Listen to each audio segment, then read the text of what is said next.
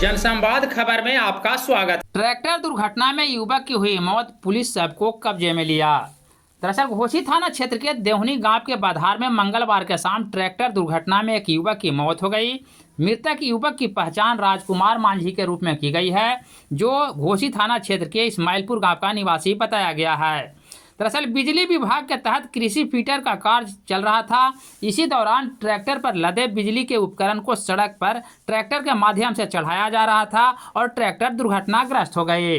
घटना की सूचना पाकर घोसी थाना अध्यक्ष ददन प्रसाद घटना स्थल पर पहुंचकर मामले का मुआयना किया। तत्काल शव को पोस्टमार्टम को लेकर भेजा जा रहा है। अभी यहाँ पे भीड़ जमा है सर, क्या कोई दुर्घटना हुई? दुर्घटना की बात प्रकाश में आई है। एक व्यक्ति हैं, उनकी मृत्यु की भी बात आई हुई है, तो देख रहे हैं हम लोग जांच कर रहे हैं दुर्घटना में क्या कैसे हुआ है। जांच उपरांत अग्रतर कार्रवाई की जा रही है और पोस्टमार्टम हेतु भेजा जा रहा है उनके बॉडी को।